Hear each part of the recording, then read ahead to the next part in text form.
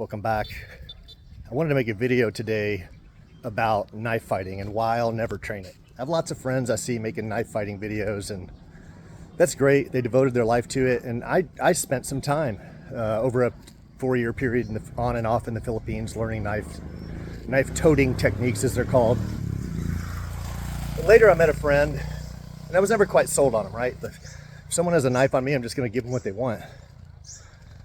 But then later I met a friend who was a phenomenal martial artist. He was he knew everything about FMA, Eskrima, Arnis, Kali, every stick and knife fighting technique you could know. He was an expert. There's nothing he was going to learn in a seminar. He was also a black belt in jiu-jitsu, phenomenal striker. And he said, Bobby, all you need to know is defang the snake when it comes to knife fighting. That's it, just defang the snake. So what is this concept? It's the same concept jiu-jitsu teaches. Manage the distance. If I stand away from you, if I stand back away from you, if you have a knife on me and I have a knife, and I stand out of range, you have to lead with your knife to attack me, and you have to come in. I mean, I challenge you on that. What, are you going to lead with your chest? I'm definitely going to win, right? You can't. You have to lead with your knife. But I'm out of range, and I'm only looking for your wrist. I'm going to slice your hand or your wrist, right?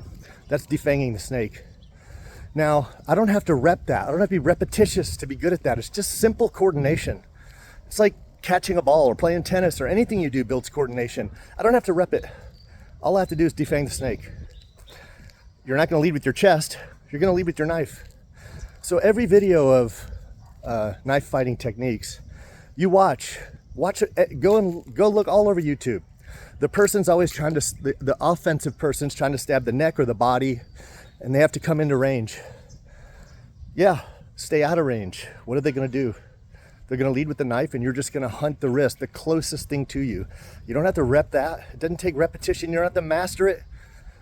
That is a much better strategy than spending years working on a range where you can both cut each other. When you could take that lost time and make yourself a better ground fighter or stand-up fighter, which actually does happen day to day, right? Where statistically you have a much greater chance of using that knowledge. If someone comes at me with a knife and I have a knife, first thing I'm gonna do is just comply. I'm just gonna give them whatever they want. I don't care. My life's worth more than my money.